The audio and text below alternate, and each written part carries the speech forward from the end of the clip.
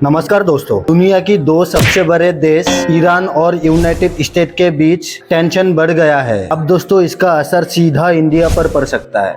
क्या इंडिया में पेट्रोल 120 से भी ज्यादा क्रॉस कर जाएगा? क्या हमारे देश की इकोनॉमी हिल सकती है? अब सभी चीजें डिटेल में समझेंगे।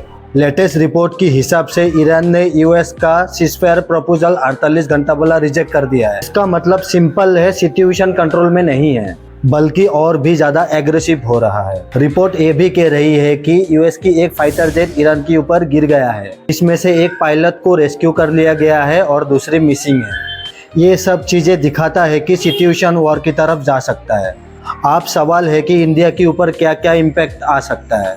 सबसे बड़ा रीजन है ऑयल, पेट्रोल, डीजल। दोस्तों इंडिया अपनी ऑयल की डिमांड लगभग 60 to 65% इम्पोर्ट करता है और मिडिल ईस्ट पर काफ़ी डिपेंड करता है।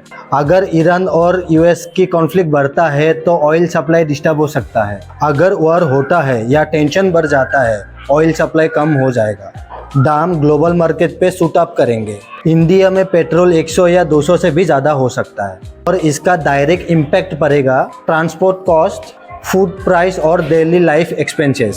सिर्फ पेट्रोल ही नहीं दोस्तों, स्टॉक मार्केट भी गिर सकता है, रुपीस की भाव कम भी हो सकता है, देश की महंगाई बढ़ सकता है। मतलब आम आदमी की जेब पर सीधा सीधा अटैक।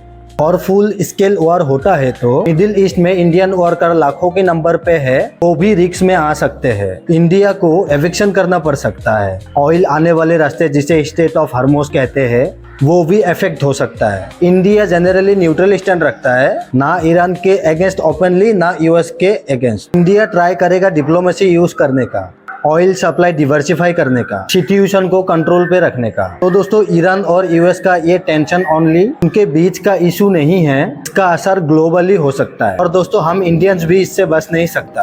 अगर सिचुएशन और खराब हो गया तो सबसे पहले आपके और हम सब के पॉकेट पे इम्पैक्ट पड़ेगा। आप क्या सोचते हो, ये लड़ाई तक जा सकता है? कमेंट करके जरूर बताओ। तो ऐसे ही रियल टाइम न्यूज़ एनालिसिस के लिए चैनल को सब्सक्राइब करो। बहुत बहुत धन्यवाद।